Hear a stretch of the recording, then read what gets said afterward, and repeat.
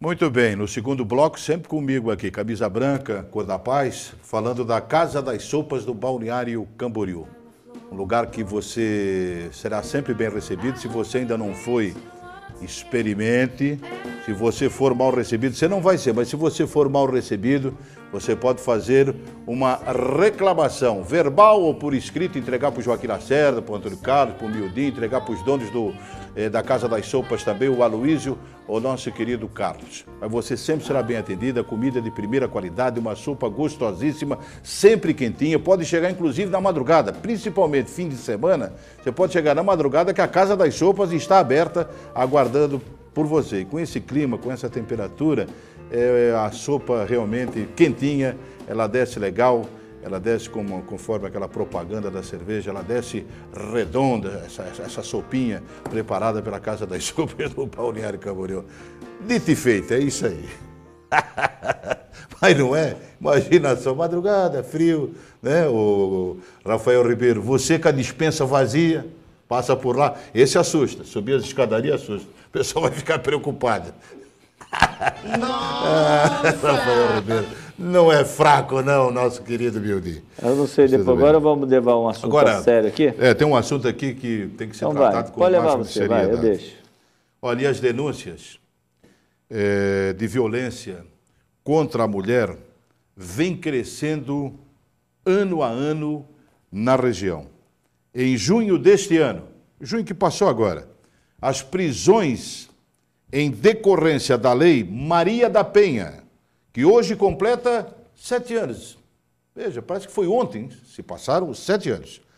De junho, comparando do ano passado para junho deste ano, o aumento foi de 45% em relação, confirmando ao mesmo período do ano passado. Não é de junho a junho, não. Comparando junho de 2012 com junho de 2013. E mesmo assim, muitas vítimas ainda voltam atrás na hora de representar criminalmente o agressor.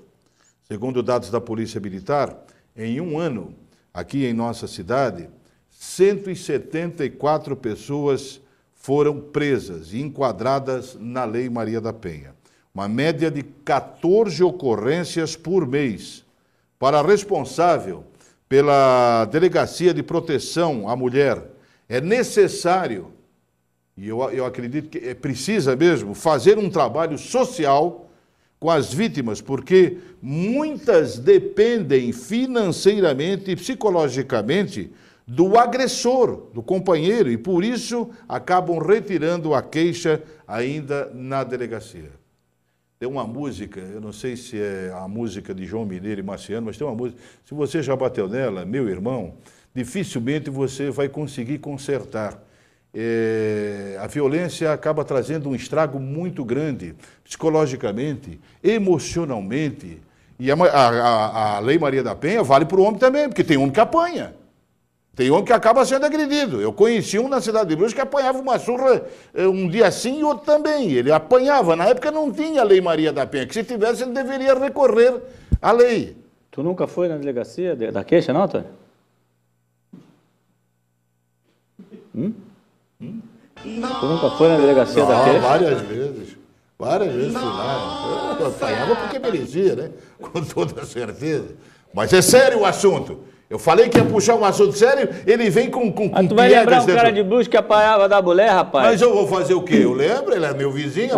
Teu vizinho, de vez em quando ele aparecia todo descascado. O vizinho. O vizinho. O vizinho. Então a mulher, isso que foi falado aqui na matéria, ela precisa ter, claro que ela fica na dependência muitas vezes psicológica, na dependência financeira do companheiro. E o companheiro, o agressor, ele sabe disso.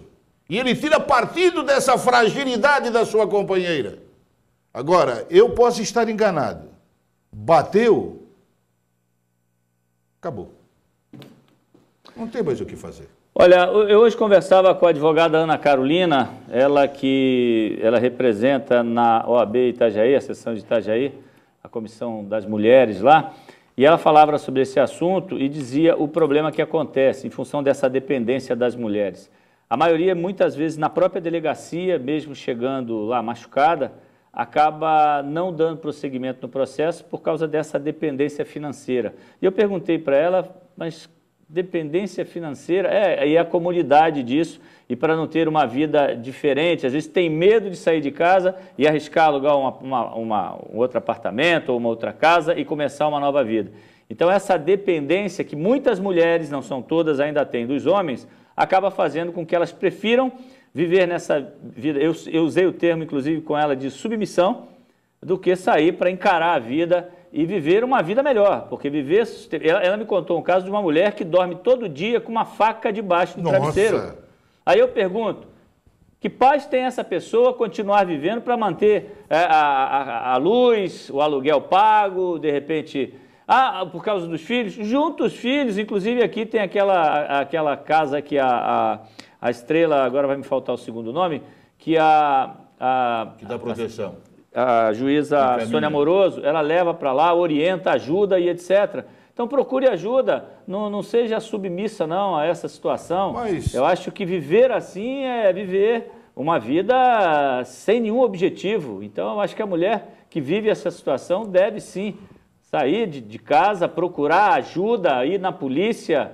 Isso é um absurdo. E quem faz isso uma vez, faz sempre, pode ter certeza. É difícil da gente fazer um julgamento. Eu sei que com a violência você não vai a lugar algum. Né? A violência acaba com o relacionamento. Ninguém gosta de apanhar.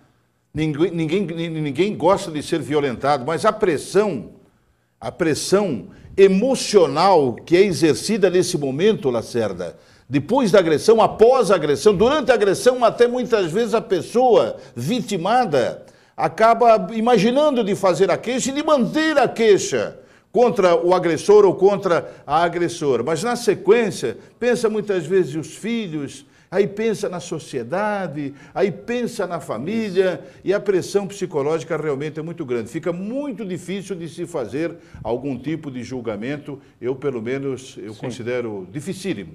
Olha, a casa é Estrela de Isabel, que é comandada pela juíza Sônia Amoroso.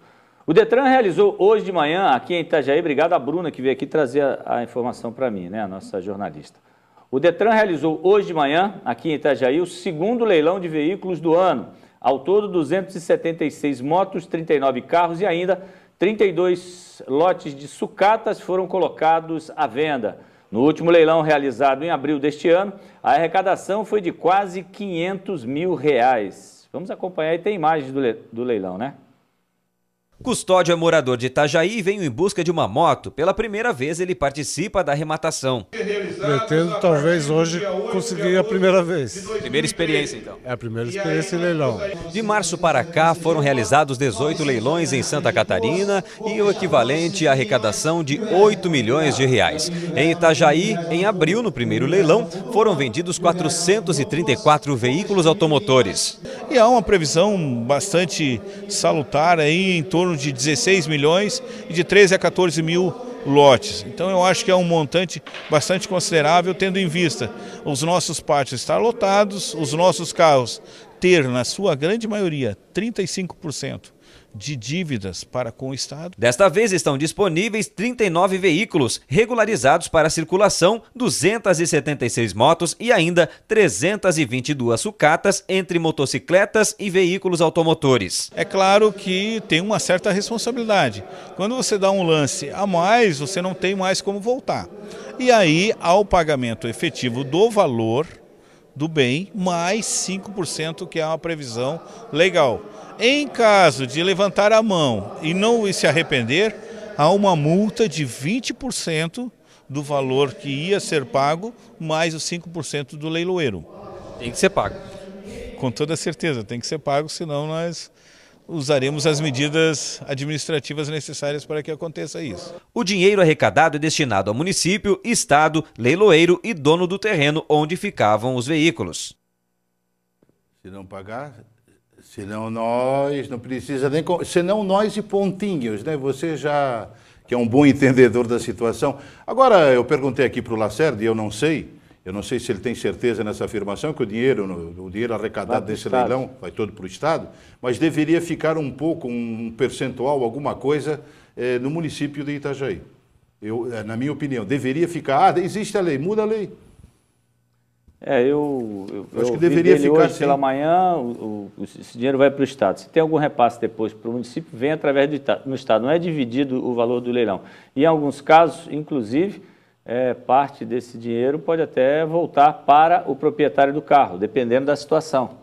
Se for um valor acima daquilo que era devido, se o cara for lá, tal, o proprietário do veículo ainda recebe a diferença. O que ele disse na entrevista que ele deu hoje pela manhã para o Magani, isso poucas vezes acontece, né? E pode até, inclusive, acontecer do cidadão estar com o carro lá parado e etc., e sem condições de retirar em função do custo, ele vem, arremata o próprio carro no leilão, é uma situação, né? Mas se ele acha que vai ficar sem as dívidas, está enganado, porque a dívida que vai para a fazenda lá continua.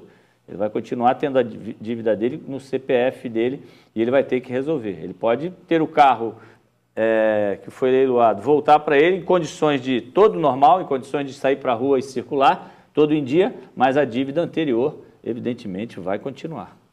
Que é difícil da gente fazer julgamento também. O cara deixou de pagar, não pagou o banco, não pagou... Claro, é complicado, é muito difícil, porque muitas vezes você faz... Nem sempre é carro de banco lá não, tá? Alguns também, mas não documento atrasado, foi recolhido, o cara não foi lá. De uma forma irregular, e o que pode acontecer muitas vezes, Lacerda, é que o dinheiro, o valor do veículo, ele é inferior àquilo que ele está devendo lá. Você citou o banco, esse coronel que conversou com a gente hoje de manhã agora na matéria, ele disse o seguinte, que o banco é comunicado que o carro está recolhido e está ali. E se o banco quiser vir buscar o bem, o banco pode vir retirar, desde que pague também as taxas de área, enfim, o que estiver sendo cobrado para que ele retire o carro. Porque a partir do momento que ele é recolhido pelo banco, ele é um carro de propriedade do banco. Ele vai para leilão, a parte jurídica do banco com a pessoa é uma coisa, mas a propriedade do carro é do banco. Então, o carro que está indo para leilão, quando é recolhido porque foi busca e apreensão, ele é de propriedade do banco, né? Isso é deixar bem claro. E muitas vezes o banco, na maioria das vezes, não vem para pegar o carro, né? Infelizmente. E o banco para perder também é muito difícil, né? Está rodeado de bons advogados e dificilmente acontece de perder também. Esse passarinho enjoado. Vamos fazer o intervalo.